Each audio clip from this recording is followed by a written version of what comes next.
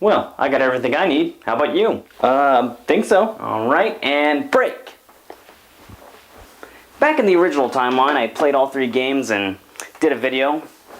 Since I'm doing it all over again, I guess I have to flex my acting skills to keep things fresh. But until then, let's play the next God of War game.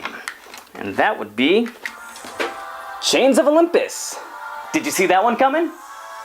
Scared and slightly confused? It's okay. You see, that's the thing about having a single screen. You can easily retail a cable for component output to your television. Of course, the victory is very short-lived because the closer you get to gameplay, the smaller the output gets. And when you finally arrive at the game, it's only taken up about half the screen real estate. May I ask why this has been done? Are they, dare I say, embarrassed that their handheld can only do 480p, so they squish it all into the center? And if you don't work for Sony, don't bother answering, because I'm not asking you. And I know Nintendo's been doing this for years, but seriously? Looks like I'm gonna have to do some Adobe Premiere magic and just stretch this out a little bit. Huh, your plan backfired, Sony. Now the video quality is crap. Alright, so what's Kratos up to this time around? Chains of Olympus takes place before the original God of War, but after he became the Ghost of Sparta. So at this point in time, he's in service to the gods, but we still have to listen to him cry about his mistake.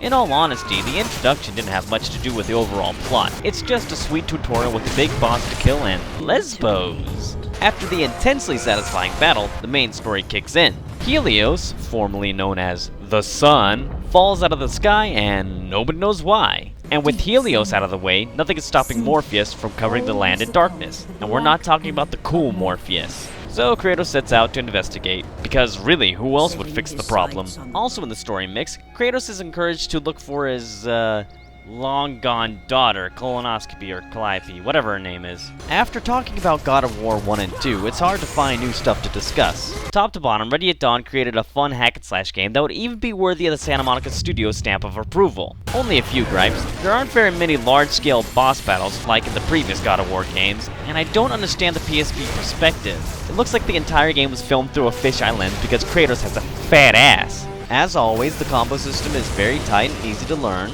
There are some different power-ups, but ultimately they achieve the same goal of choppy staff.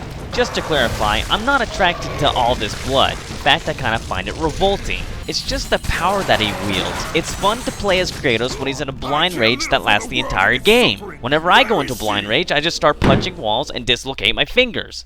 We have another great tour de force of Greek mythology, which just makes the game interesting to even observe. Kratos has to battle his way through Tartarus and cross the river Styx. Come on. The idea of Kratos in Hades is really starting to lose its edge. Also, Kratos has a run-in with a few titans, including Atlas, which made some of the dialogue in number 2 make sense.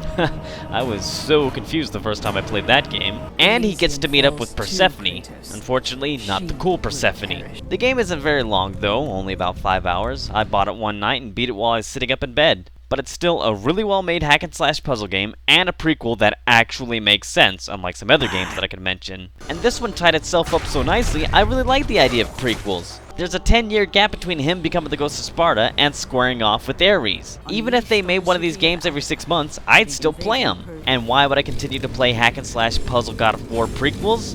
Boobs! Yes! Now you can even take these soft and supple things on the road, or maybe just to a specific part of your house.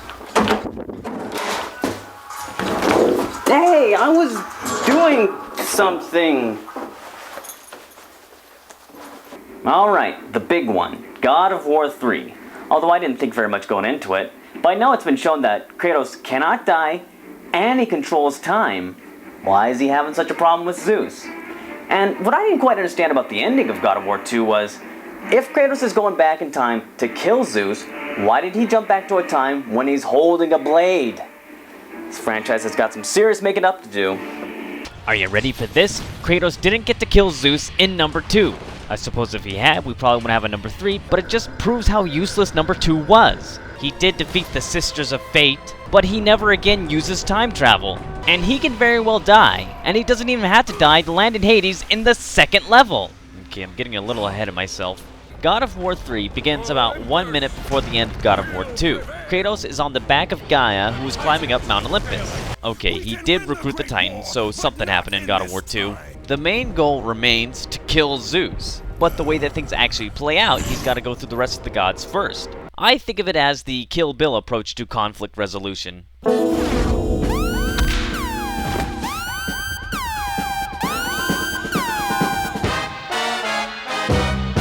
Please tell me that I'm not the only one who finds this a little bit weird. Just a couple games ago, he was all buddy-buddy with the gods, including Zeus. They were giving him powers and cheering him on. And after Chains of Olympus, Helios should be his best friend. As you once saved me from Atlas. See? I guess when you go from killing a god to killing the god of gods to killing all the gods, things are bound to get wacky. What is this, the ghost of a god? And if Kratos as a god died and went to Hades, then shouldn't Ares be hanging out there? Sheesh, it seems like the original and Chains of Olympus are the only ones that could tell a proper story. Now, I'm not saying that I could do any better, but I guess I'm also saying I don't have to do any better, because have you played this game? Oh, it is so tight! A hack and slash it remains, but Kratos' powers get way ramped up. At times he gets to ride a Cyclops and ride a three-headed Red 13. But the biggest improvement to combat has to do with L1 Circle. It is no longer an ultra stabby move, it is now a long distance grab move and an instant combo breaker to most enemies, leveling the playing field quite a bit. That alone makes it the best combat out of all the games. The puzzles are your standard fare, although they share the same problem as God of War 2, in that they introduced like 13 elements all at once, leaving you just guessing as to what's step 1. Now, let me tell you about the boobs. There is no sex game at the beginning, because I guess it would make sense that there is no brothel at the back of Gaia. I don't know, I'd never been there. Anyway, the first pair that you see belong to the Poseidon Princess. Now, the name alone got me thinking. When I was very young, I watched The Little Mermaid. In the movie, Ariel was the princess to the king of the oceans. And in my naivety, I always wondered what were below those seashells that she was wearing on her chest. Well, here they are, out, bouncing, and in high definition. I'm not sure if you realize how important this is. God of War 3 is making all my childhood dreams come true! Guitar of War. For 2 entire games, everybody that Kratos ran into, right before he knocked their block off, told him that what he was doing was unjust. It can only end with disaster. And I was like, what do they know? They're just NPCs. And then I got to the end of God of War 3. What the? The end of God of War 3 is enragingly bad. I was dumbstruck at how poorly thought out it was. Fuck! In my flustered state, I stumbled over to the making of video, hoping that somebody would explain what that was all about. Instead, I got a bunch of people crying because this guy left the studio before the project even started. I guess I was kind of with them. I mean, why would you leave Santa Monica's studio? It's not exactly a sinking ship. And where are you going? I would really like to know this. I had to leave that because I was only getting more angry and off topic. Now, I'm not saying that I could do any better. Oh, wait a minute, I am. Get this. Kratos can control time. This ending may have been alluded to in previous games, and the voice of Gaia might have mentioned it, but it is a clear contradiction of the ending of the first game, which was perfect. Nerd fighting aside, God of War 3 probably has the best gameplay out of any game in the franchise, and probably the worst ending out of any game I've ever played on a Sony console. May it be the will of the gods to let this game rot in the pits of Tartarus. So, now that you've played all the games, how would you rank them? Well, in first place would be the original God of War. It did everything right. Not because it's the original. Everybody by now should know that we're very much advocates for sequels. As far as I'm concerned, Metroid Prime only got better with more iterations. Then we have Chains of Olympus, just a very well-made game and exceeded my expectations for a handheld. In third place would be God of War 3. I mean, it was gunning for the top until it just shit all over the franchise. Then in last place is God of War 2. The only thing it had going for it was excellent combat. And who knows where the next game, God of War Ghost of Sparta, will land. And how would you rank the sex games? Oh, first place, God of War 3 by a landslide. I mean, it doesn't introduce any new body parts or functions, but as we've said before, with better graphics comes better presentation. Right. Next is Chains of Olympus. Even from those little handheld speakers, those girls sounded very convincing. Third place is the original God of War. Just sort of set the standard. And last place, God of War 2. The girls didn't even sound like they wanted to be there, and they're probably only moaning for the sake of Kratos' ego. This is so wrong. I would like to go on and merge 2 thoughts together.